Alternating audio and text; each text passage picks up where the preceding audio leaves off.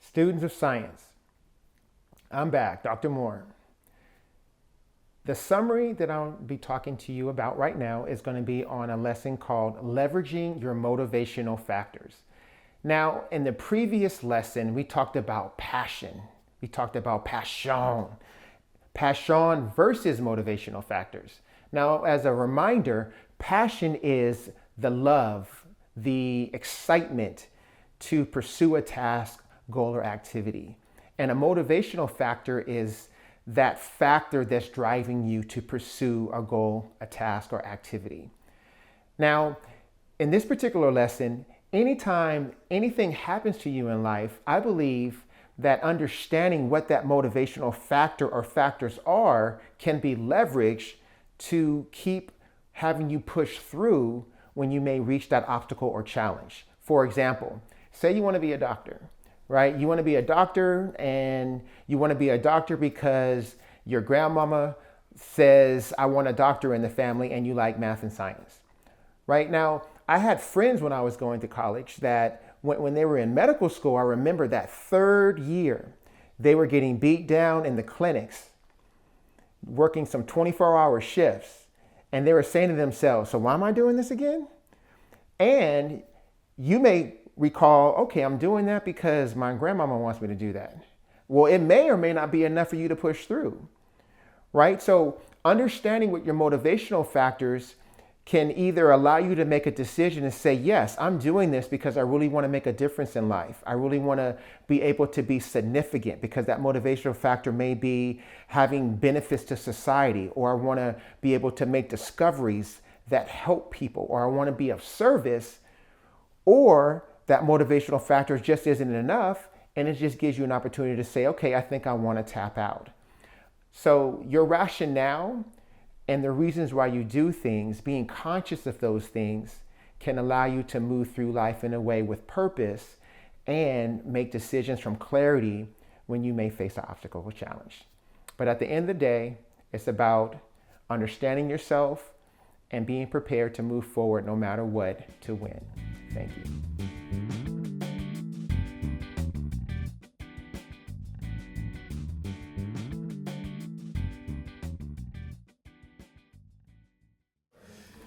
All right, so before I get started, it is lesson 2.2 for you guys in virtual land, and it's really going to be 2.2/2.3. I'm going to see how far I can get because it is a continuation lesson, but this lesson has a lot of scenarios, and so we're going to have fun with you guys opinionated folks, backing up how you guys feel about these scenarios, because they are built to cause controversy, but I'm sure that you guys are used to that and should be by now. So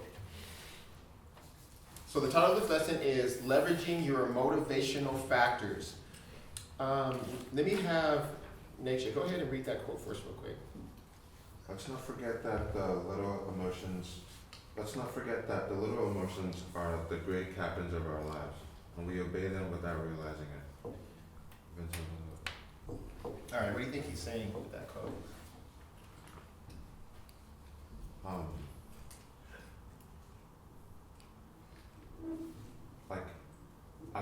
Like the little things, kind of drive our lives in a very significant way, and we tend not to realize little things, but they're more impactful than they might seem.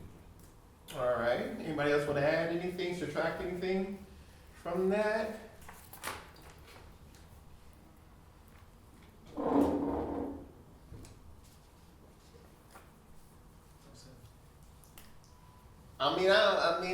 I'm gonna expand upon it because I ain't got nothing else better to do. Because you got so much you want to say, but what's up? What you gonna say?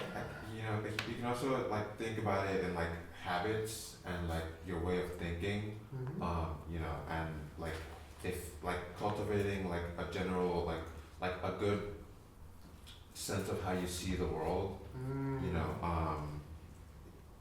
can make a huge. It's like it's something little, but like it can make a huge difference the way like you see the world and interpret things, like mindset, and like little habits. No, I like that. So mindset, attitude, definitely how you approach something, how you enter a challenge is going to dictate largely what the outcome's going to be. Because if it's way too hard, then damn, it's impossible to get through it. Or I know I got this, relax, settle in, let me go to work, right? But the other thing that he's also saying is, he's saying these little emotions, I'm just going to say emotions, period.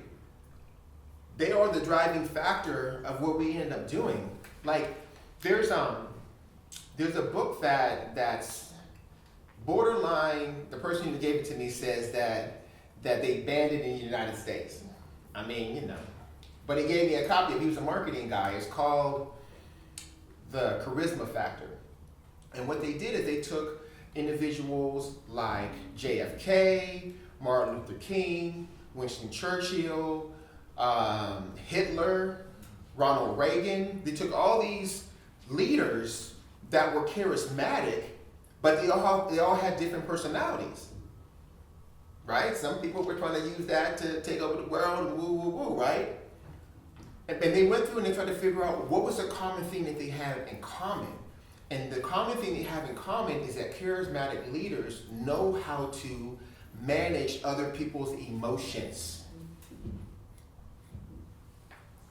I can get you to do anything that I want you to do if I understand you and I understand your emotions and how to leverage them.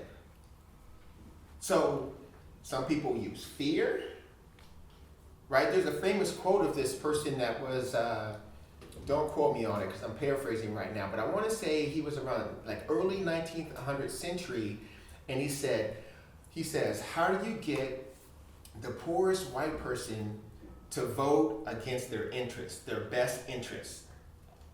Is to make them feel like they're better than the richest person of color. And they will vote against it every time. I mean, I got no money, but I'm better than you. Right? But he's managing their emotions. So these little emotions, yes, it dictates a lot of what we do, and we don't even know it. So you can get somebody, think about it. Say that you work for somebody and you just had a loss in your family, but you have a really big project coming up in a week, but you're really out of it because you're trying to address the grief and everything that's associated with this loss. So you could have a boss that's like, listen, hon, I know you have a loss, but make it happen because we got this right here. We got millions of dollars on the line.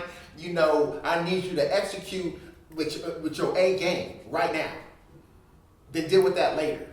And you sitting here like, damn, I don't know what to do, but I feel all this pressure because I'm trying to deal with all these other emotions and stuff, right? Or I could come at you, Han, and be like, listen, Han, first of all, I'm sorry for your loss. I know it's difficult because the person who was, that your family was, you were close to them. Why don't you take a day and a half, 2 days off and just relax, go to the water, find a way to just reset and then come back to work. And he's like, damn, this person really understands me.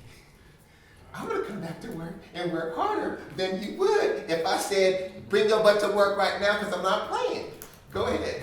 No, I was about to say, give more than 1 day, but he did specify there's a deadline, so I guess 1 day was enough, but I probably have no. But the point is, I gave you something that I really didn't want to because I had empathy and understood how you may be feeling. And that's going to be more motivation for you to work when you do get back than me using fear. Go ahead.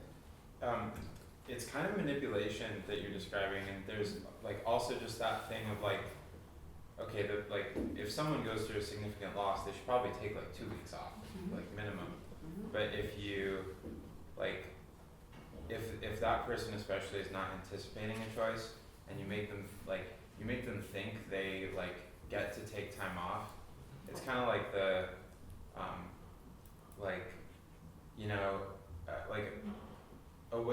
sometimes to get someone to do something is if you want them to like, you know, do something, you can say like, would you like to do this, or would you like me to help you do this?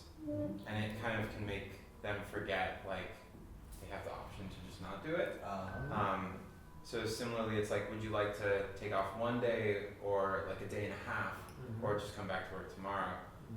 Like you're kind of like, I guess you're playing on the emotion of like making the person think that you care about them, but in reality you just care about the project getting done. But So what I'll say to you is this. I'm not disagreeing with you. That's why this book was so deadly, because they go through all these different entrainment techniques of what people do. My intention is I could have a high degree of emotional intelligence, and I'm just doing that because I understand you. Either or, it's the point of how do you manage your emotions and know when someone may be managing you and your emotions. And that still, based on this quote, is the great captain that shapes, you know, that moves our lives, right? But yeah, you know, we have leaders in this country that have had rallies over the last however many years as they've gotten elected and re-elected that use those entrainment techniques in their rally. And trust me, they know what they're doing. So, you know, but it's just, we're just having this conversation, right? All right, you guys, how you guys feeling about this? Anybody in virtual land got any comments, any thoughts about anything that's been said?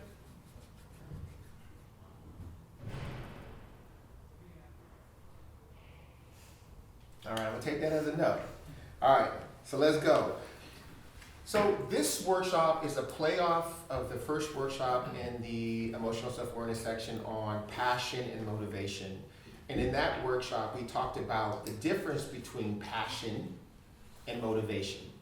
So passion is something that we are passionate about, that we can connect to, that, you know, is connected to our heart, that drives us to complete a task, an action, or an activity. A motivational factor are specific things that could be that factor, that motivational factor. So that could be power, that could be money, that could be fear, that could be benefits to society, it could be external validation. It can be a lot of different things that drive us to do things. And part of what I'm trying to, talk about is the importance of understanding the motivational factor that's driving you for everything that you do in life. Because that motivational factor, if you understand it, you can potentially leverage that to do things that maybe you just really don't want to do, right? And as we're navigating life, sometimes we have to motivate ourselves to do stuff that we clearly don't want to do, but it's still part of a class that we have to take and do well in, or it could be part of a job, or it could be part of family obligations, right? But sometimes we gotta motivate ourselves and be like, I know I don't want to do this, but I gotta figure out how to get it done, how to get her done. All right, so let's jump in to these beautiful scenarios. They're so beautiful. You are a powerful CEO of a Fortune 500 company that employs 5,000 people. Your annual salary is $5 million a year. Your time each week to spend with your spouse and 2 kids is 4 hours a week. That's right, not that much, but you make $5 million. You also have the option of running a small company that employs 20 people where you make $150,000 each year. With this job, you have the ability to spend 2 hours a day with your family and you have weekends off. If you have to commit to either job for a minimum of 7 years, which job would you choose and which motivational factors are motivating that decision? Talk to me, y'all. We ain't got nothing to do but just hang in here and figure out what's going on with folks. What you gonna do, Nick? I see you grinning. Honestly, it's a hard decision, until like now I see the importance of some of these things on the front page, you know, and so I'm trying to figure out which one I value more to help me decide. Well, with you, Nietzsche, I think you got a good idea of what you value more, but you go through your process and spill it to us. What you about to do? You know, I value like family. If I have a family and children already at this point, you know, like if I already have that at that point in life, then I value them a lot. You know, like if I already got there, you know, and I also value having money, but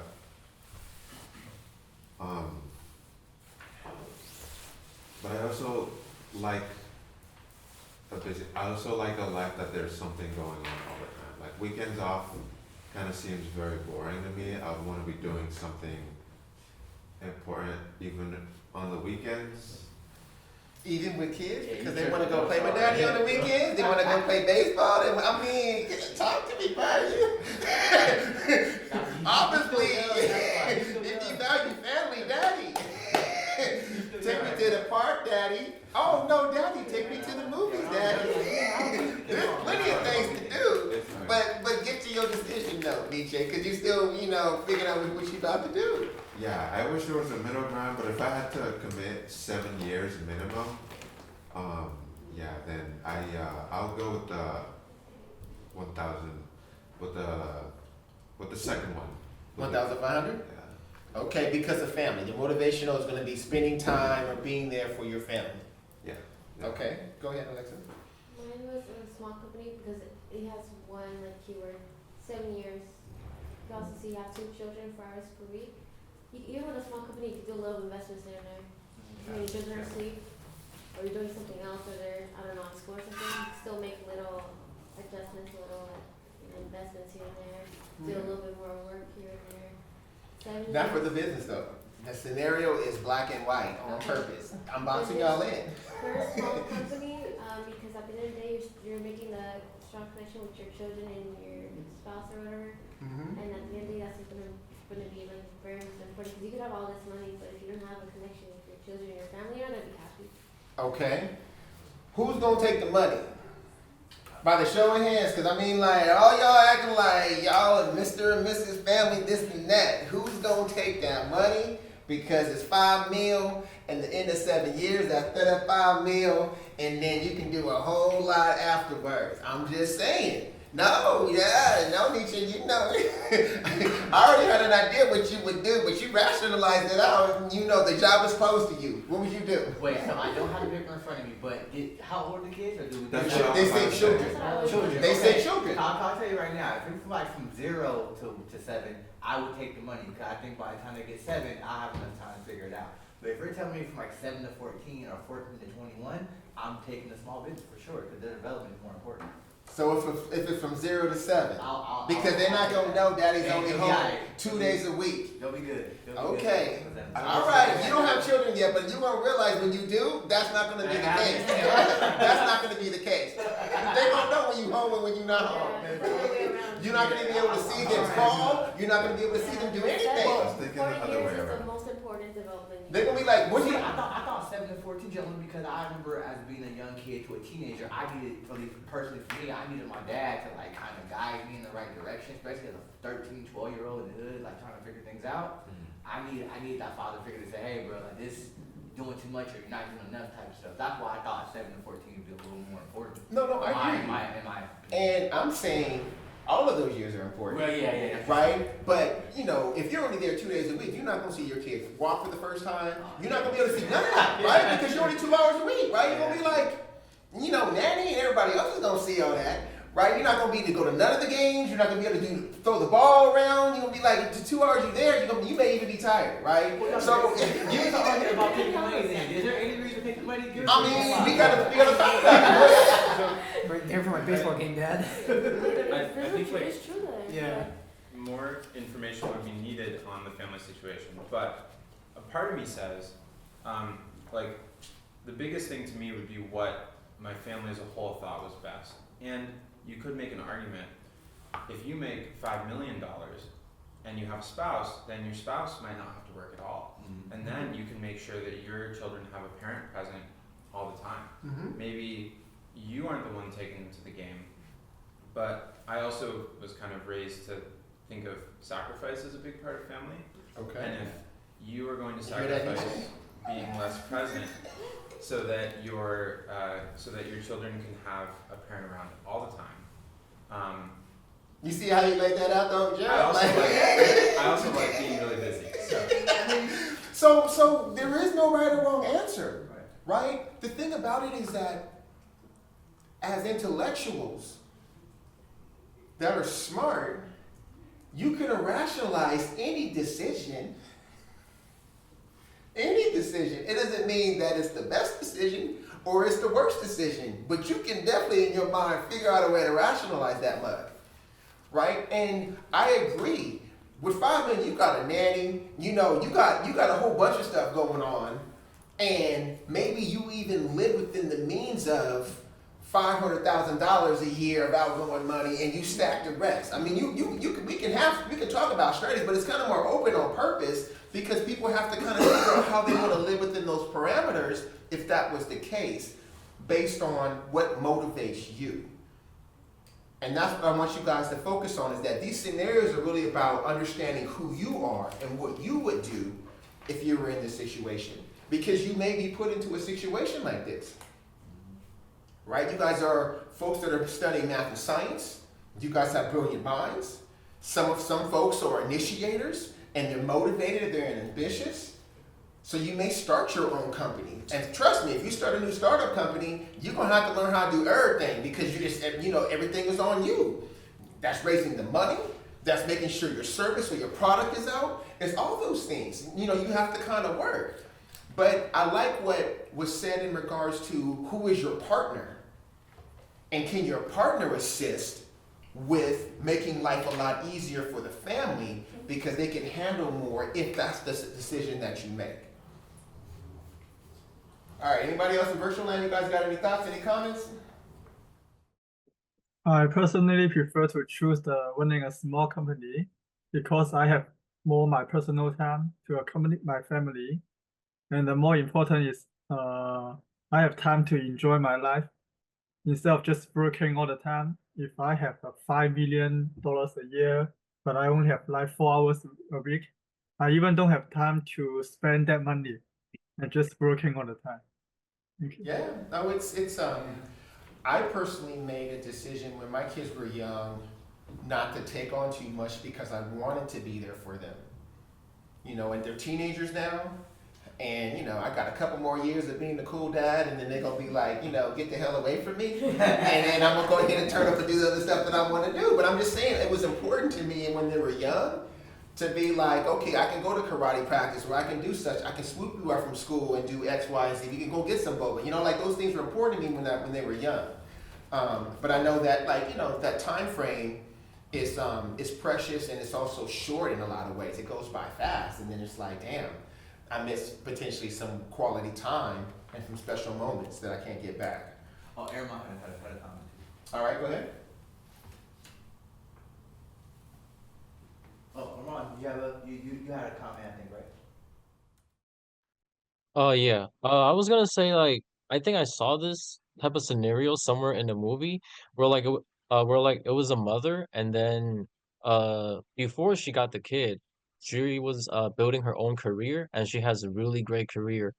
And she prioritized her career before the kid because her argument was like before there was you, before like there was, your father and this whole family, I had my career. I built everything from the ground up. Like this is what I have. This is what I'm proud of. So I think I might really just choose the 5 million. Okay. Yeah, that's what's up. All right, number 2. You are a sophomore, you're in your sophomore year of college. You plan to major in chemistry. You haven't decided if you want to pursue a medical degree or a PhD degree in chemistry or an MD PhD. You are currently taking your first semester of organic chem, OChem, and you realize that the course requires a lot of work and can be challenging. You come to realize halfway through the course that your chemistry professor has low standards than the national standards for college organic chemistry. What would be your response or course of action knowing this information? Explain your rationale. Yeah. What would you do, huh? Because you're looking down at the paper like you're really reading it, but you already know everything you need to know. I probably just ask the professor, give you more challenges. You would just ask them? Like, There's nothing. Just ask them. Like, what's the harm? okay. Is there anything else you could do if the professor says, I'm going to run my course the way I run my course because that's how I get down? Well, there's nothing else I could do. If I cannot switch classes no more, I would just tackle through the harder homework problems. Okay, so you would do additional problems. Yeah, harder ones. Yeah. Okay, all right. Anybody else? Hey, Grotto, what would you do? Oh, I'm messing you up here, Grotto, because you in a common space and you can't really talk. Hello? Yep, there you go. We hear you. Yeah, I can talk. I'm sorry that I'm not there. I'm just at the math lab tutoring, that's why, but um, I'm following. All right. Go ahead. So the scenario is you realize that the organic chemistry class you're taking has a lower standard than the national standards, but you have ambitions of getting a PhD in chemistry, a medical degree, or a medical degree and PhD. And so now, since you know that what's being taught to you is of a lower standard than other people who are taking that same course across the nation, what would you do in response to knowing that information? I will try to avoid, staying where um, I'm going for the best. I'm looking to grow, if, if one of the options does not meet um, the standards, it doesn't meet my expectations. Um, I I go around that option. I just rule it out. Okay. All right. Anybody else? Because I can tell you what I would do. You do. I'll cut somebody out. No. I wouldn't do that. But I would So the reality is this. Each professor who teaches your math and science courses is the captain of that class, right? And the way they test and how hard or easy they test is going to be based on their standards. There's going to be information that they should be teaching you that are going to be standardized across the country, but how they test you, do they test you? And if you don't do well, do they give you a retake of it? You know what I'm saying? Do they give you unlimited time to take it? Versus is it time and under pressure? Do they have multiple choice problems and only a few word problems? Or is it all word problems? Like all of these things are going to be based on the standard of that professor and what their goal is in regards to you elevating and meeting their standards. And that's just how it is. But in this case, you find out and you're like, damn, all these other people from around the country are being challenged, and I may want to go to medical school someday and I have to take the MCAT exam, so I'm going to have to compete with those folks.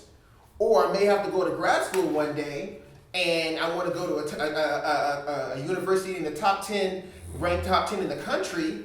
I'm going to have to deal with these folks that know way more than me. What am I going to do? Okay, Gerald, and then... Yeah, just real quick, because I actually been in this position before. Actually, with Professor actually in Berkeley, he was testing us differently than what. So his idea was this, right? He had homework, he had tests. He's like, look, my test, I'm not here to fail everybody, so I'm gonna give y'all an easier test. But anybody who wants to go to grad school or wants to do PhDs, here's an extra optional homework set.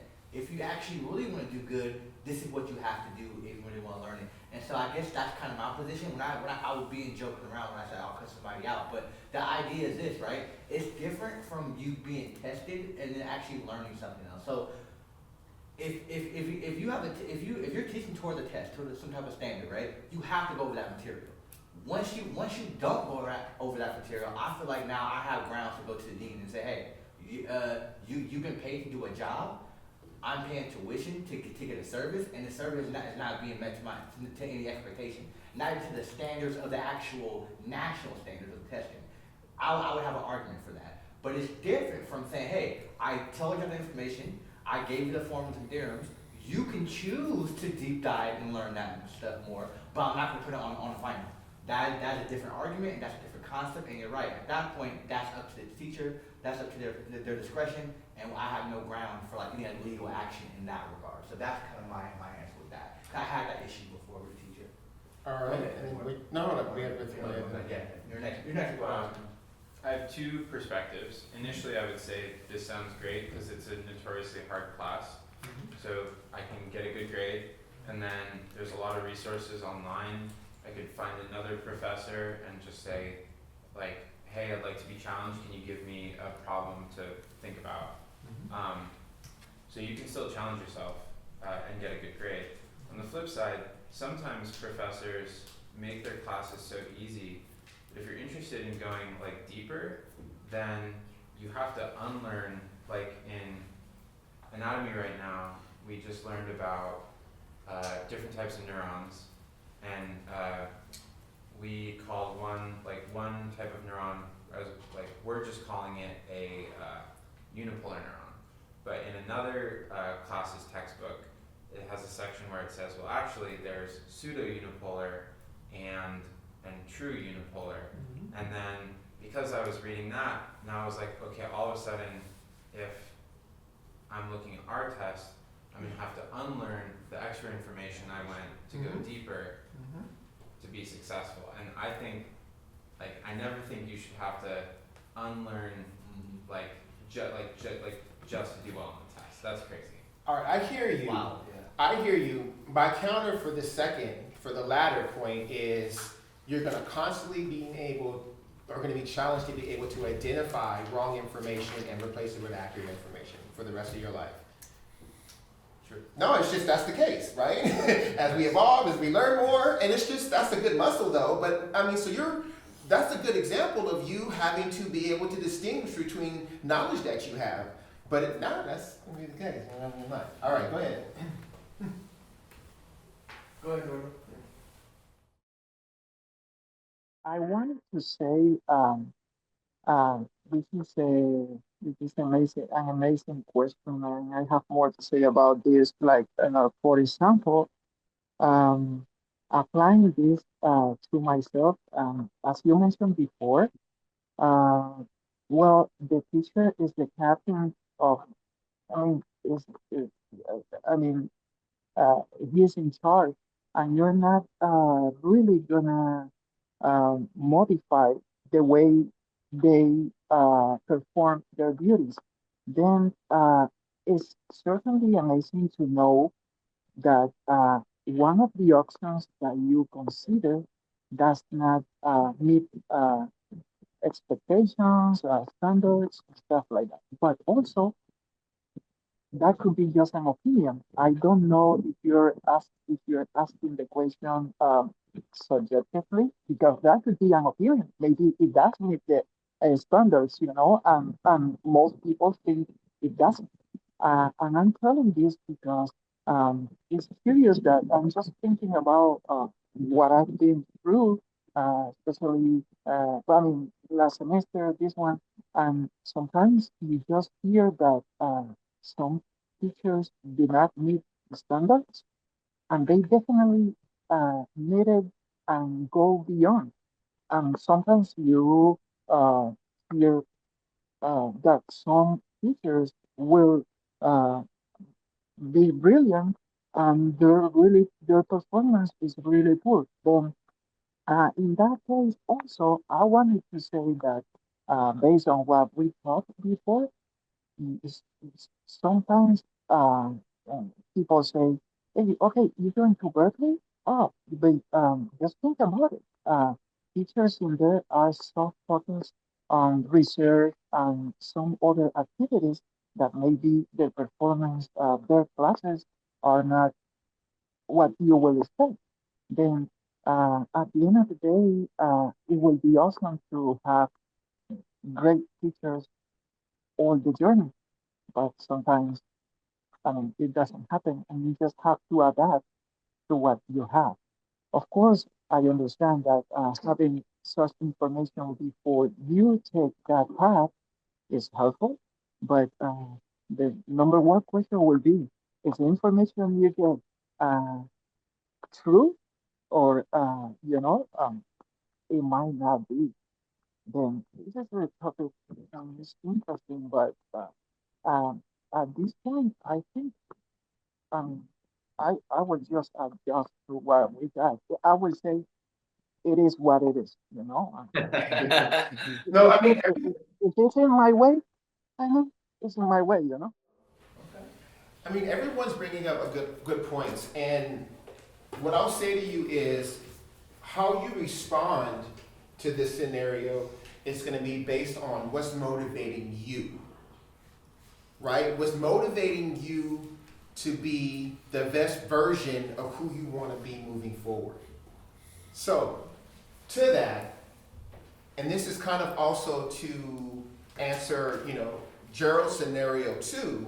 If you have a person who's giving the exam, right? You have easy problems, and maybe 40% of the problems are easy, and you have medium problems, maybe 35% of those problems are medium, and then you have 25% hard problems.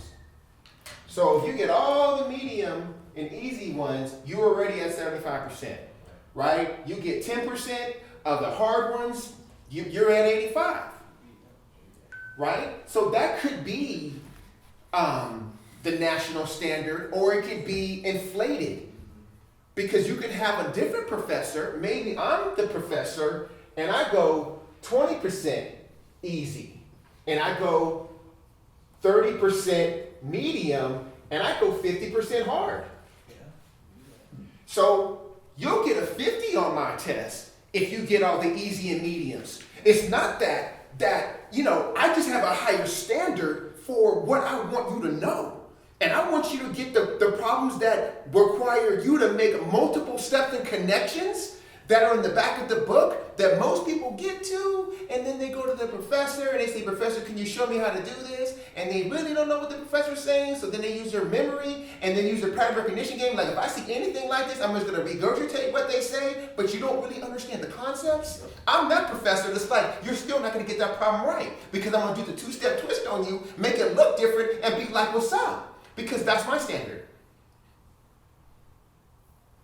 So maybe in my class, you get an 80% in that mug, but you're at over 110 in this other class right here. And when you go nationally and it's time for you to actually level up against the competition, you like, let's go. Because in this class, even though you're at 100, maybe it's really at 60% in this class. Because you had a lot more easy problems than medium problems. It just is what it is. We're covering the same material. I'm just requiring you to elevate and understand more complicated parts of that material than others. That's the key point. Gotta know all the topics though. Besides that, yeah. And so that's why it's important to not only do problems in the back of your book and do practice problems from the professors that's taking your class you're taking's exams, but take other people's exams. We have an exam database from UC Berkeley, from UCLA, in calculus, in chemistry, and in physics. They're taking the same course as you, and if they're asking more challenging questions, take and do their questions and see if you can hang. Right? Especially if you want to transfer there one day and be like, these are the people I have to compete against. Right? There's plenty of problems to find from multiple universities from around the country if you really want to be challenged. But if what's motivating me is I want to be the best scientist in the world that I can be, I'm going here every time. It's not about the grade. It's about, do I actually understand this information and can I apply it to make discoveries someday? Because after you get out of college, your GPA is not going to matter anymore when you get a job. Because they're going to be like, Nietzsche, you know, you went to Harvard, you had a 3.8 GPA, you know, in computer science. Why homeboy at San Francisco State with a 2.5 kicking your butt? Damn, he knows way more information than you. And you over here looking like you're King Tut, and you can't solve that? He's like, yeah, you know what I'm saying? That's what we do. I'm a gator. What's up? You know, woo, woo, woo. But you feel what I'm saying? No, it's not even about the grade at some point. It's about, do you actually understand that stuff? Talk to me about what y'all thinking. Y'all got me excited and going around here.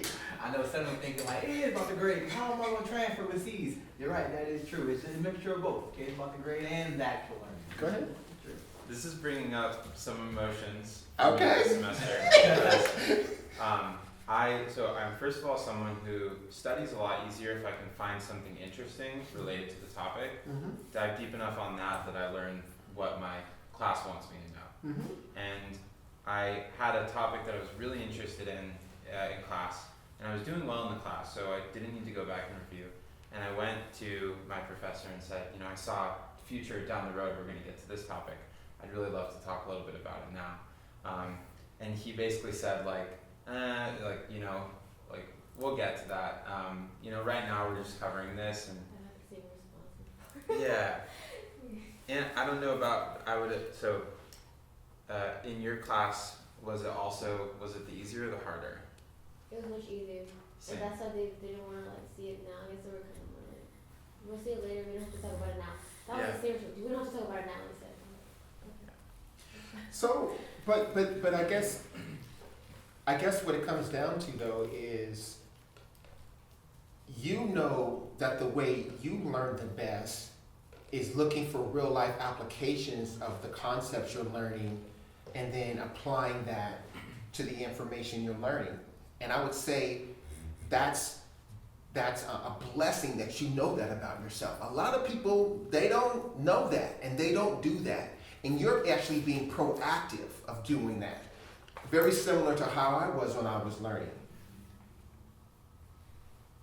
But if your sole purpose is to chase the grade, and the grade is meaningless because you really don't really know what other people know that got a lesser grade across the country because they had a higher standard, then it may give you a false sense of where you are in regards to others, and you may get your feeling hurt down the line if you can't challenge yourself to be at your best, to reach your, that limit on your own.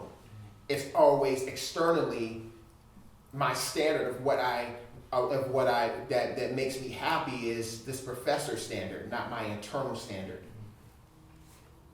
And I would argue that anybody who's extraordinary at something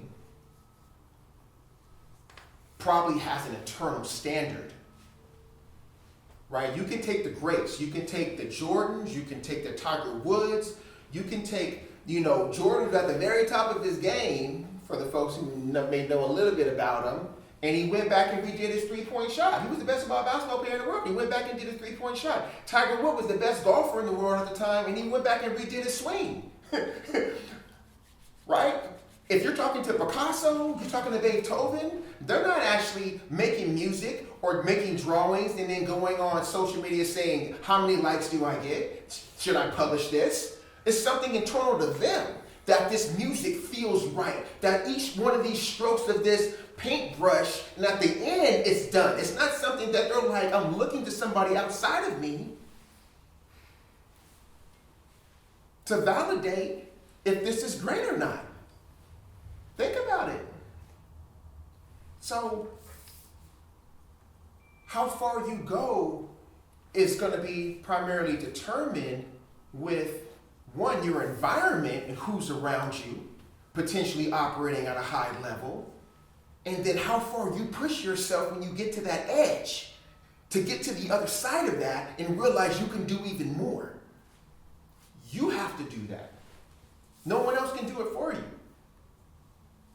If that makes any sense. But I'm trying to provoke feeling. What's going on? How y'all feeling? I mean, you guys getting all serious and it's like, looking down. Like, what's going on? Virtual lens. You guys got anything you guys want to say?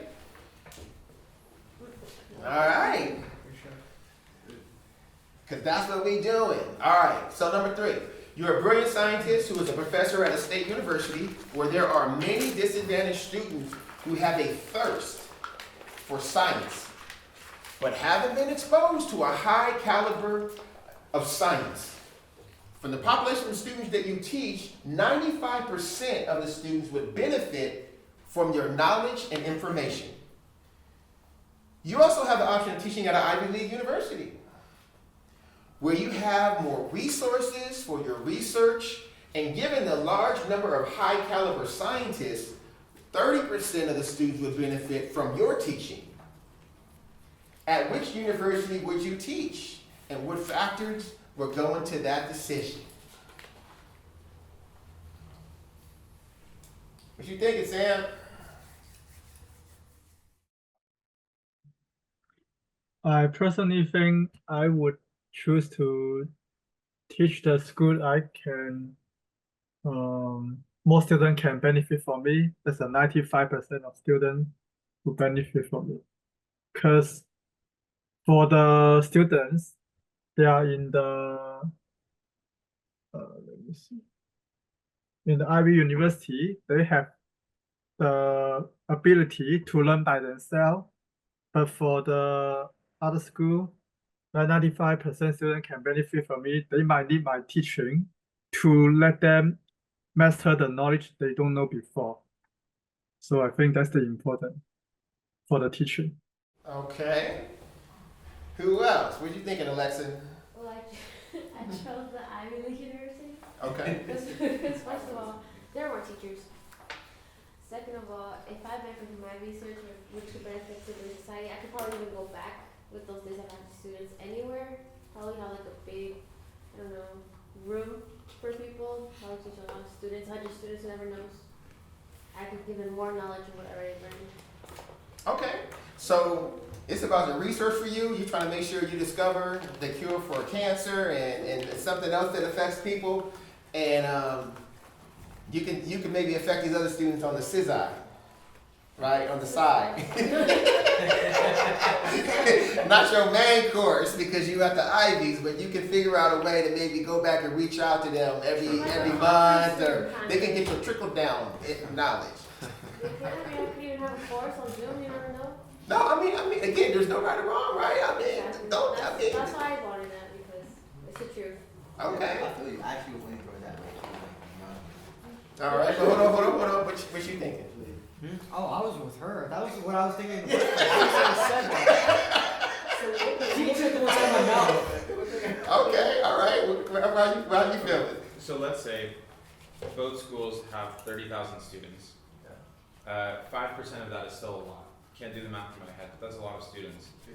At that Ivy League, you could both serve your personal interests, get to do the cool research with more funding, but perhaps you could start a special program for those 5% of students, and it might still end up being about as many students as you could realistically teach anywhere.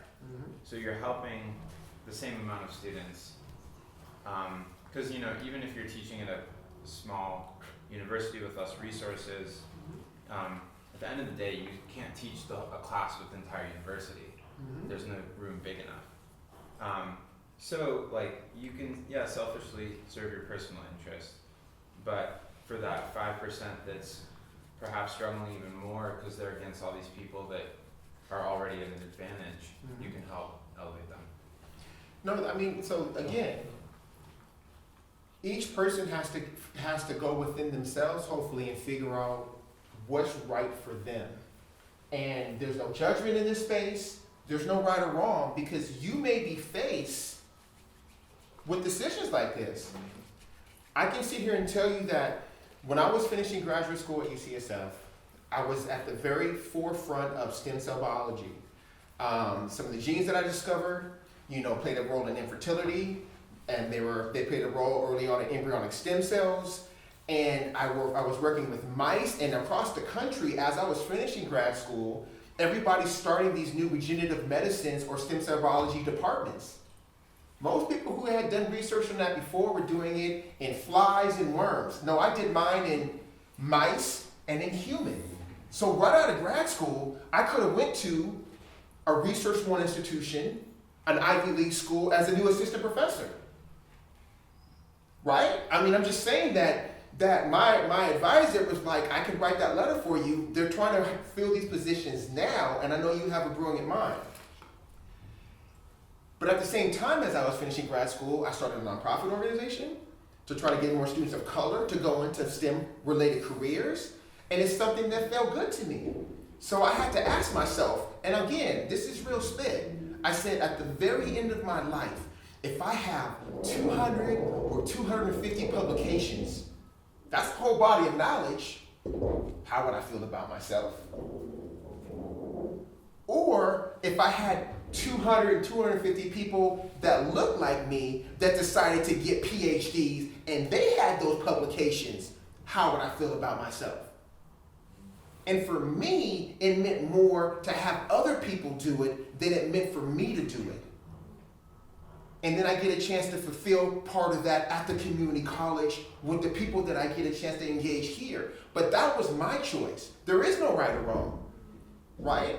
But at the end of your life, you have to be like, was it meaningful to me? Did it fulfill my heart, right? Was I passionate about it? And then you keep it moving, right? You don't look back. Because I wouldn't have want to be in the lab. I had the kind of mind where I was good at creating models and creating hypotheses and thinking about intellectually the science. But I didn't want to be in the lab doing the science anymore. I'm like, nah, I'm tired of that.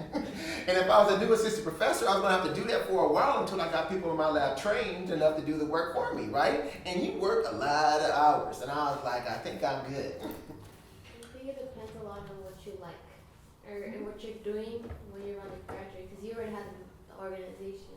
What if we didn't have that? So we choose different options. I think at the end of the day, it comes down to what your motivational factors are and what you're passionate about. Mine is all the contrary. I would have liked to teach others to work for my laboratory, but everything motivates other people.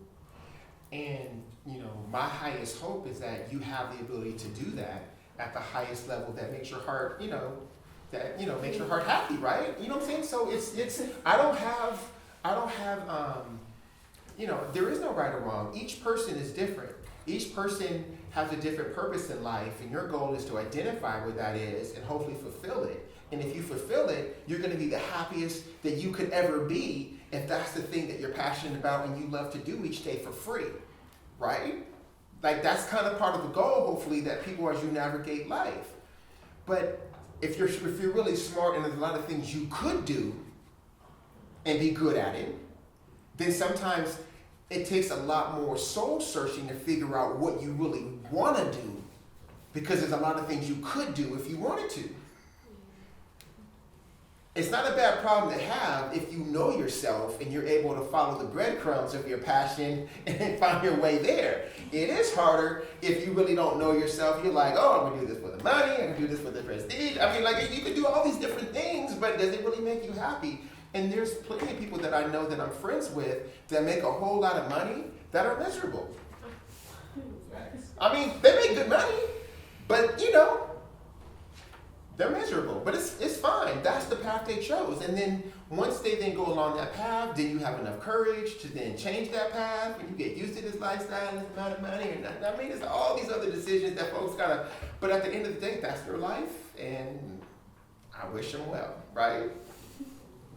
All right, any other thoughts or any comments before we move on? All right, let's go. So, how y'all feeling about these scenarios so far? Because I'm trying to cause controversy. Yeah. That's what I do. All right, you are a PhD scientist who does research in the areas of viruses. There are two potential outcomes from your career. One option is to be the person who discovers the cure for HIV/AIDS, but receives no money and recognition for your work. Or you can choose to be an average scientist that happens to be at the right place at the right time to benefit from a new startup company, which allows you to be a multi-millionaire, but no significant discoveries. Number 2. What would you do? That was a hard one. That is hard. That is actually hard. What would you do? What would you do, Gerald? Because you over there whooping, what would you do? If I'm gonna be real, if I'm being honest with y'all, I would actually do number 1. And it's actually for a cocky reason. I'm like, well, if I can do this, and I don't even need that recognition, because I'm gonna do something even better anyways. So and I'm cocky like that. So I'm number 1. I was thinking of the same thing, but that was like, you could even have 2 paths, or you could even. There is no middle path. There's 2 paths, and they're distinct. Yeah, that's fine. Anyway, I'm not. That's fine. No, go ahead. I don't even need recognition. I'm gonna do something better anyway. Don't worry about it. All right, what you thinking? Same thing. I just had the thought of like, if I cured AIDS, then anytime someone is like an asshole to me, in my head I could just be like, Yes. You just came from what clinic? Or you just did what? Oh, okay, damn. They helped you out. Wow. You know who did that? Oh, you don't know. Okay. Well, you need to thank them if you ever get a chance to meet them someday. I'll pay you forever. What about you, Nietzsche? You trying to take that money, huh? You gonna go to the startup round? I think for me, I want like recognition for some of the things that I achieve in my life. You know, I think that's not really something that I just scoff at. You know, I think that's significant, at least for me. You know, and so, you know, I'm gonna take the other path. Okay. And so it's good to know that about yourself. I thought your rationale was gonna be, I'm doing it for the family. They need that money, you know. I'm teasing right now. You don't go for that. See, his family gonna thank him. Thank you, Dan, for all the millions. They gonna thank him. But the motivational factor of being significant, the motivational factor of external validation is strong. And if that's something that's a core part of your personality that you know is strong, let that drive you to do great stuff. Right? Like, no one's judging anybody. We all have our own makeup. And this part is exercise for you to figure out where that is for you. What you gonna do, honey? Oh, Millionaire. Oh, Yeah, It's yeah. like, okay, Yeah. I could be like Nikola Tesla and be homeless, or I could be like some Thomas Edison and be a millionaire. No, that's not a good comparison. Yeah, Thomas Edison, he made some significant discoveries. I mean, it's like the you can be like that woman who ended up in prison on that blood therapeutics company. That she made a whole lot of money, but none of the stuff actually worked. All of that. Why I would be that way? No, I'm just saying, you know, she made a whole lot of money, right? But there was no significant discovery she made, but you know, she made a lot of money. I want to go to jail afterwards, though. No, I'm not talking about the jail thing, but I had to put it in that kind of comparison. Go ahead. It's like I read briefly in one of my textbooks that this woman basically like discovered DNA, and then these 2 guys like read about it in a letter she wrote them, thinking that like she thought they would share and collaborate, and they got all the credit, and then she died early from all the radiation exposure. Wow. And they're like the DNA or the part of I forget what, but the structure is named after those 2 guys. You got Boston and Crick? I think so, yeah. And they didn't even discover it, huh? No, she wrote a letter. Well, Conor will get them. No, I'm just Wait, kidding. is it like you probably may know more about this with because the I France for research? I think so. I know her name. I know what you're talking about too. But Watson and Crick still had to create data to prove that the G's bound to the C's and the A's to the T's. Like they still did, but that might have not been their original idea. They may have been leveraging her knowledge. Yeah. Yeah. They were just like well placed at the startup. Okay. Very correct. Multimillionaires. Yeah. Yeah, I was thinking about her. That's why I was like thinking of the first choice. That's like Leibniz and Newton with calculus, right? Yeah. Like, And that's what I meant by 2 paths. Like you could either like Like, okay, you're a okay, if you really wanted the second option, then you wanted to be recognized as a good business person, not a PhD scholar. Facts. Think about it. It's like, then what's the point of having a PhD at that point? I mean, plenty of people who have PhDs start startup companies and make money. I mean, you could do the same thing with like a bachelor's or a master's. No, you No, can't. not all the time. Not at that. Not all the time. It all depends. As the PhD, your training is to make discoveries. As a bachelor's degree, you're learning stuff that people already learned already. You're not being everything you know, everything you're learning has already been proven. It's a whole different level of training. So my whole thing is that it's easy to get A's in all your classes because you learned something that someone else figured out already. It's a whole lot different to discover something new. Then you can It's say not easy, relatively.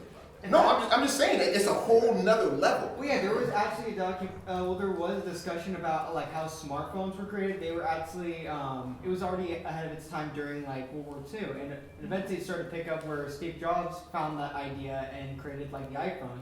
So yeah, those ideas were already made, but it possibly could be combined to make something original. Yeah. We're talking about a person who didn't graduate with any like college degree here. And he managed to pick up a bunch of engineers and create a business in it. So I'm not saying that there's not unicorns, and if you want to even say Elon Musk, who is controversial right now, that started a week of PhD program at Stanford and decided to start PayPal and all this other stuff, doesn't have a PhD. But I'm just saying, to the average person, no. You know what I'm saying? It's because, and I'm just saying that, like when you it's a different mindset to do research and do experiments where 95% of the time your stuff doesn't work to get to that discovery because you have that training versus I'm just reading something someone else figured out already. It's different. It's a different level of just working a mental muscle, right? So it's just, again, there's plenty of people that I started grad school with that came to UCSF with a 3.8 or 4.0 that left after a year, not because they weren't intellectually brilliant, they left because emotionally they couldn't deal with failure in the lab. But they can go to Wall Street, they can go wherever they want and outthink people because they're brilliant, but they emotionally could not deal with failure in the lab, so it's just different.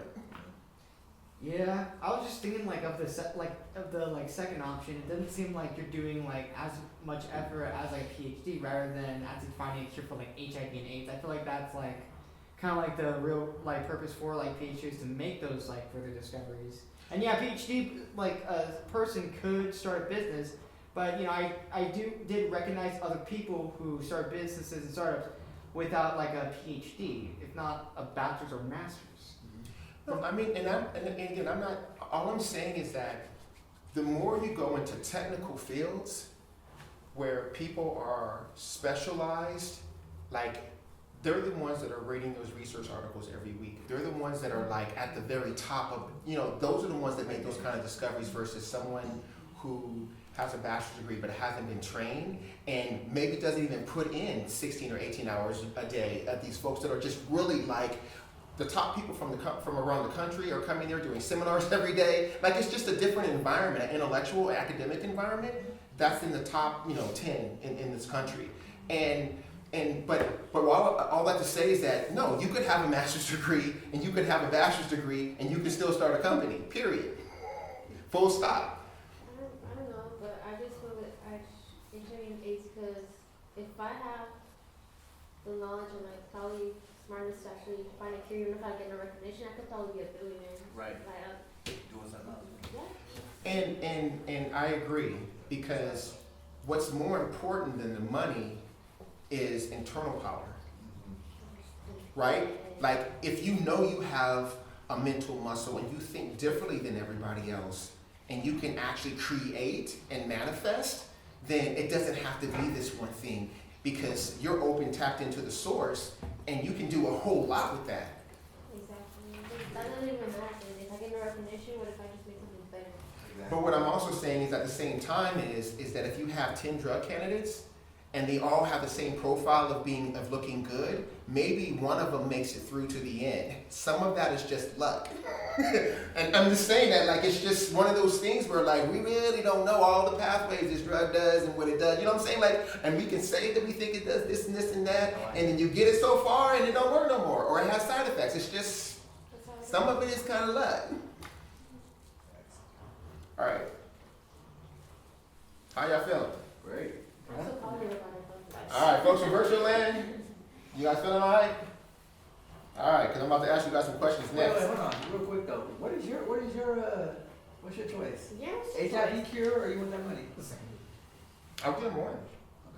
Okay. Yeah, I mean, for me, it's like if I start a business on a good idea and I become a multimillionaire and I lose all my money, I know internally I can do that again because inside of me I have real power in the way that I think.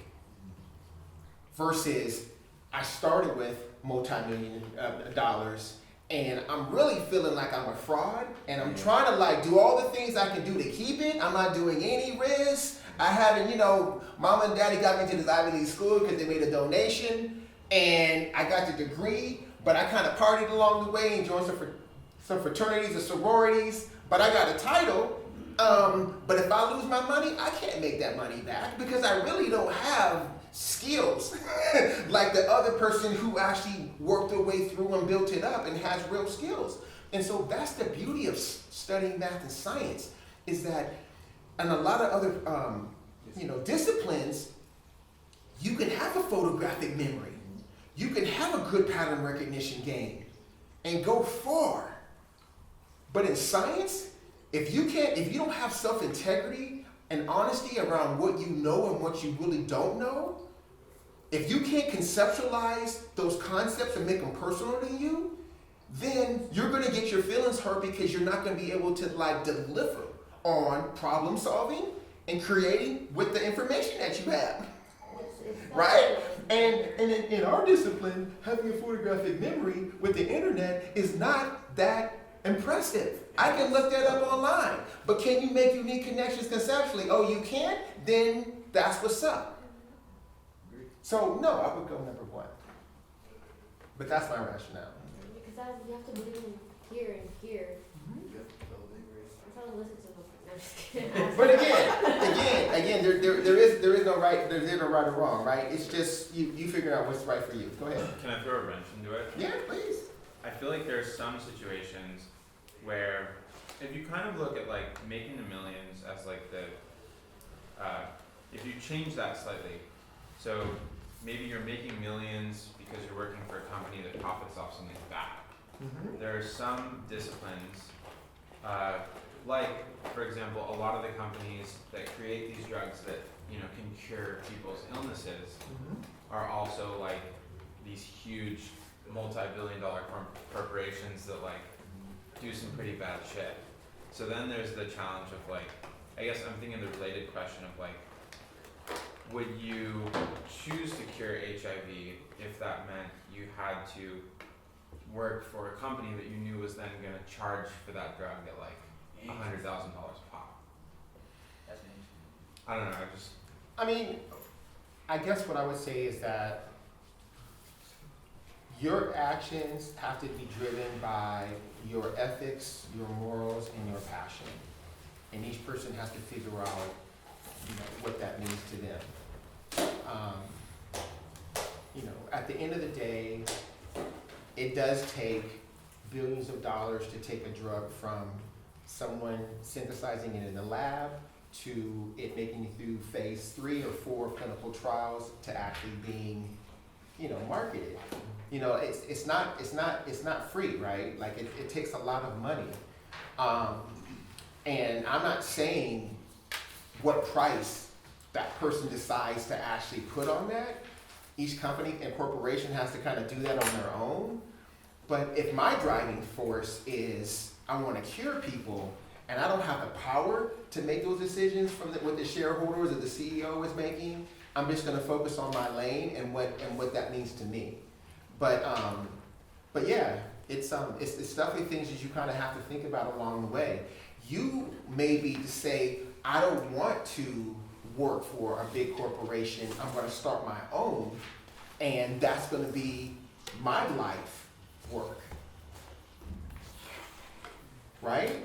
And you know, where we're going to take this field trip to on Friday, Neuronal Therapeutics, you know, it was a guy who was a grad student in the lab that I was a part of in grad school, about 4 or 5 years behind me, and he came up with an idea for a business through entrepreneurial, you know, class, pitched it, and he then was able to get a couple $100,000, and the 3 professors that said that they were going to help him learn how to take somatic cells and differentiate those into brain cells to treat people who have stroke. And his method right now is actually in humans as phase 1. And he's the CEO of the company, right? That's his life work. You could do that on your own too, right? And he's actually maybe wants to use that for other indications as well. And he's a good dude. But his business right now is private. You can't invest in it unless you have millions of dollars and you kind of come in through, you know, venture capitalists, you know, but at some point maybe it goes public and maybe it's worth billions of dollars. But he's the kind of person who was like, I want to make sure that I create the environment at this company and I treat people the way I like to be treated because he's the leader. Go ahead. I wanted to point out something about the other option. You know, I heard a lot of good points for the first option, and it was, you know, it was good to hear. But you feel a certain way about that, Brad? No, I didn't change my mind. I didn't change my mind, but I feel the need to say something. Don't let me rattle you, Nietzsche. Right? I'm just messing with you right now. So I wanna like I'm looking at this, you know, and the idea of like being on a startup is amazing. You get to learn a lot of things, you know, like you wear like different boots, different tool belts. You have a lot of skills like under your belt, like just from being in a startup company, you know. And also, someone who is a multi-millionaire is not an idiot, you know, like I agree. the same, you know. Sometimes. And also, the idea of like being a multi-millionaire also means that even if you might not be the PhD scientist doing that research, you can be the one funding that research. You know, like you have the ability to make a huge impact on so many people's lives, like your families, like, you know, like other interests that you're a part of. Like, you know, like you don't have to be the PhD scientist in this scenario to make something happen, right? Like there are other ways that you can contribute to like the discovery of HIV and AIDS or whatever that could be, you know, right? And so like that stood out to me, you know, like I would love to be someone who, you know, is capable, like I would love to be someone who is talented in so many different ways and so many different skills. And a startup is like a perfect place to like, you know, pick up on so many of those things. Right? Yes, I mean, I'm not disagreeing with you, and again, I think it comes down to what motivates you. Like having access to resources, there's a lot that you can do with it, and there's a lot of good that you can do with it. Right. I can sit here and say that this past Saturday I went up to a fundraiser at my kid's high school, and I'll say he goes to a private school where people make a lot of money.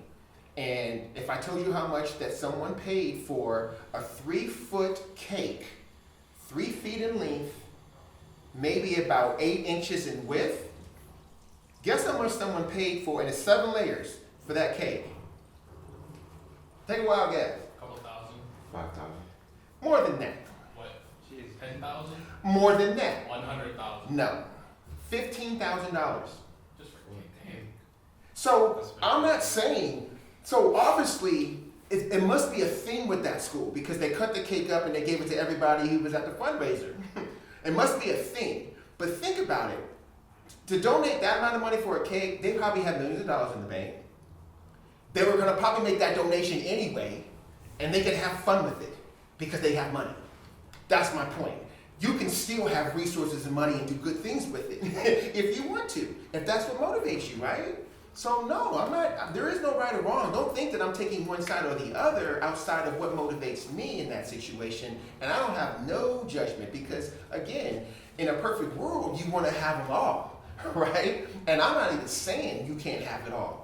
I'm just boxing you in with these scenarios because I can, because I want to make sure you guys think a little bit harder on like how you would make that decision, right? I just think it depends a lot about learning to get knowledge from like other people you're around with, maybe, and like kind of like use it with yourself.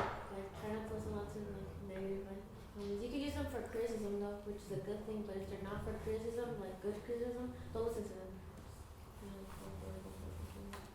Like other people's knowledge. You can use other people's knowledge and build it with yours, but like if it's good criticism as well, you're gonna receive a lot of criticism throughout like your career and stuff. Like as long as it's a good one that you can build off of and not get hurt by it, it's good. But if it's like criticism that from people that don't really do anything, just don't take it. And I think at the end of the day, if you're in the public eye in any way, or you have a spotlight, you know, you're gonna be subject to criticism. And you have to just be okay with your actions, right? People, it's easy to have an opinion and to judge others, especially if you're not in their shoes. You don't know how hard they work to get to where they have to. You don't even know them as a person, but you're just sitting back in an armchair judging them. And, you know, and I would say to them, do something you're passionate about, right? Build yourself up and not focus on people outside of you as much as you're focusing on yourself. But, all right, last scenario. Let's skip to page 84.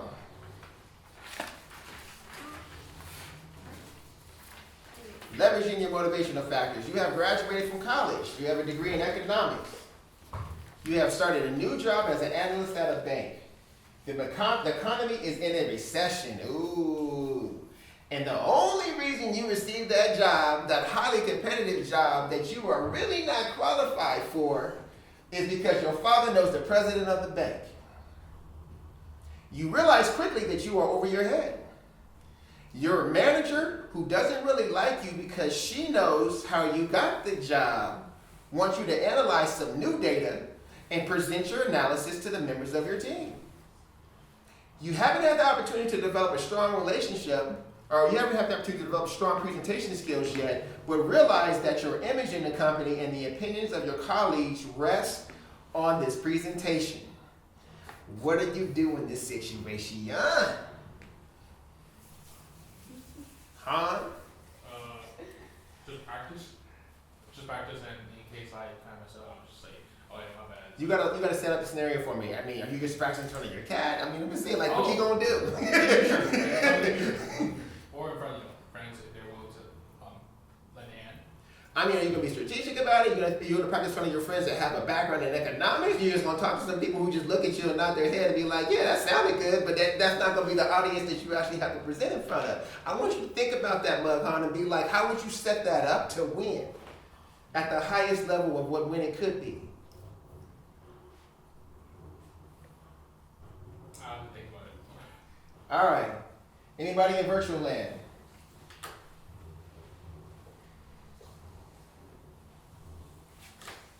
I need a moment. Okay. Actually. This ain't that hard. Come on, y'all. I mean, you stuck in the middle. You like, I'm making $200,000 in the recession, and I know I ain't really qualified, but I'm winning because my daddy said we're supper, right? But now I got some stuff I got to do. I would research, depending on what data it is, like I would research a lot each type of data they want me to present. Mm-hmm. I'll probably talk to a lot of people, probably from my dad's, I don't know, friend or something. Okay. People around me, probably ask some people around me and like get opinions, what they think about it. Because if I don't know a lot about it, I'm gonna ask questions and have opinions about what I researched on. All right, I like that. So you're gonna do some research. You're gonna say, Dad, you got me this job. Now let me keep it. You know, who you know in your Rolodex that I can present some of this to real quick. That's gonna be like, you know, Is it good or bad? thumbs up or thumbs down. Yeah. Okay. Okay. Well, okay. Do you have control of what the presentation will go out like? You're creating the presentation. It's yours. Awesome. Okay. So yeah, in that case, you can do a lot of research with that. You can even work backwards if you need to, and then like you can like even like try to make it simple in your mind as much as you can, and then try to like present it as that way. Like you can build on upon it, but you could also like show what's more important without making it too sophisticated for yourself. And if anyone tries to ask questions, you already know all the answers because you're the one dictating that presentation. You dictate what you present. You have no control over what they ask you. Of course. Just like with science. You threw that out there and I'm coming at you from 5 different angles because I can. And then you have to then defend and or give me rationale for your answer. But no, I'm gonna dissect what you have to Well, say. it's not like it's not like I would want to just say. It's not like I'm just gonna like say just read off of it and not like be informed of what I just created. No, but I'm just saying Yeah. that you all you have control over is your presentation, not the Right. questions that they ask you. Of course. Oh, like if they were to ask me questions like that doesn't like that's outside of the presentation or like on like outside of that topic. No, I mean, see, that's what folks do that are smart, right? They're like, hold on, actually, I read about such and such, and they're just gonna pull that one again and be like, well, add this to that. Like, what do you think about that? I mean, that's what intellectuals do. Oh, true. And especially in scientific environments. This is more economics, but yes, when I'm presenting, like, so when I was defending or when I was doing my qualifying exams, I did a proposal on what I was going to do my research on, and I knew that what I said and how I said it set up the premise of what people could ask. And I even knew how I answered it based on what I said to them would either set up a premise of what they could then respond to. So this one person tried to get me because she asked me a question. The only reason why I knew the answer is because there was a journal club that I had with her lab, and I read a journal article, and I knew the answer from that journal article. So, but she was trying to lead me down the path of what her expertise was, which wasn't in the area of my expertise. So I said, the answer to that is this, and I said, but that's all I know about it. I know nothing else about it but the answer that I'm saying to you right now. She looked at me and she grinned. She was like, okay, you know what I'm saying? But like, no, that's people do that all the time. Oh, I mean, if that's the case, I could just be like, yeah, I'm not like this as much as I'm informed in that field, type of thing. Yeah, that works. But it's different though in business, and it's different in corporations, and sometimes, and I'm just using my own experience. Sometimes in corporations, it's not about how smart you are. If you have a boss in front of you, it's about you not intimidating the boss in front of you and you making them look good. Does that make sense? I mean, I wouldn't see how it would intimidate your boss. I would imagine you would impress him if you give a good presentation. No, that's not the point that I'm making. Oh, what's the point? The point that I'm making is that if you have a boss and you are underneath them, Yes. and you're smarter than them, and they have a low self-esteem, and they get intimidated by how smart you are, they can either suppress you. If someone has a high self-esteem and they're not intimidated by you, then they will help elevate you because your brilliance can help them out. But if they don't in business, you're a threat to them. That's Go ahead. There's kind of a technique, kind of like a manipulation technique where you have to make them think they know more than you, Yep. and you know less, but little by little you're gonna get ahead without them knowing you're getting ahead. You just have to make them think you're behind them. So there's a really good book called 48 Laws to Power. And in that book, that is the first law, is never outshine your boss. You just have to pretend you don't know, but you do. But So anyway, I'm just saying that as you start to move and navigate in life and you start to move into positions of power, people who have power like to keep it. And if you are smarter than them and you are a threat to that power, then they will figure out how to manage you and make sure they put you in a box. Because it's not even about the money at that point, it's about the power. Yeah. All right, go ahead. I think the way I'm interpreting this situation, the thing that's most intimidating to your boss and coworkers is that your father is kind of fast-tracked you through all the hard work they had to do. And so, like, the way I would analyze the problem, my job is actually less to present and more to prove to them that I'm willing and capable of doing just as much work as they did to get there, so that they don't feel cheated by my presence. So, especially because they probably have low expectations, like, I would, short term, I would kind of just say, like, if I want to have my coworkers on my side, like, my entire life is going to be about going above and beyond, not in like a I'm better than you kind of way, but just like in the humblest way possible, show that I'm working hard, so that at least you have that level of respect. I like that. And that's what happened when Hillary Clinton went from First Lady to Senator of New York.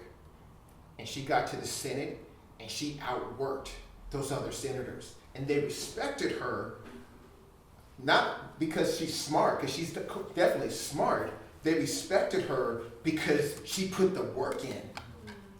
It depends a lot. You know what I'm saying? Like, she put the work in. And it's like, damn, okay, she's not taking this lightly. She's reading all these briefings. She's showing up prepared. And she's actually making really good points because she's putting the work in. So, okay, I want to hate, but I can't hate at the same level as I could if she just was kicking back like, you know, I got this senator position because I'm well known as First Lady, right? It's like the first point you said, like you either have like a boss or somebody around you that either has a very low greedy self-esteem or like a very high self-esteem that will help you like actually recognize the work you're doing. Depends a lot on the position that you're actually in, because you could either have either those two, you're gonna have to learn how to like navigate yourself through like those two things.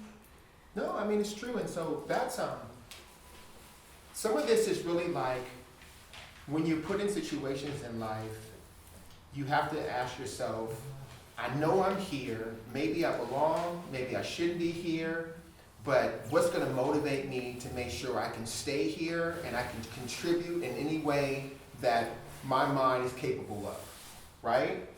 And a lot of times, the work that you do is to make sure that the people around you can see that you're taking it serious.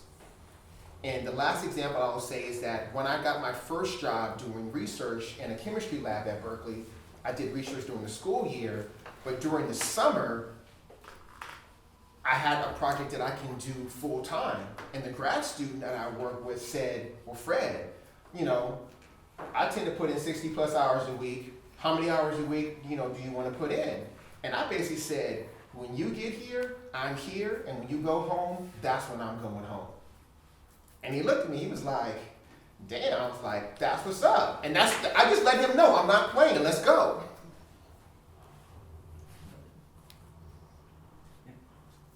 What was the book, the name of the book, 48 Laws? 48 Laws to Power. 48 Laws to Power. Okay. Of power. My best friend Of has power, that yeah. book, but I haven't read it yet because I brought it and I gave it to her because I was busy in school. Like, you could borrow it. It's been a year. She still has it. I mean, put it this way, I've read that book 2 times already. And the book is an international bestseller. I even have some books in my office that are spin-offs of that. So I think the person's last name is Robert Greene.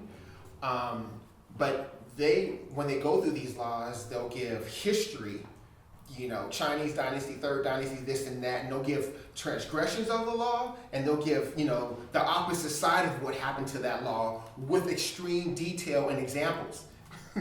And so when you read it, it's a lot to process, and there's things in there that are unethical, but there are things that people do that that are in power, and then they may do it to you. So it's a good read. So you're like, oh, I know what you're doing. I think life And you can recognize in that. general could be unethical.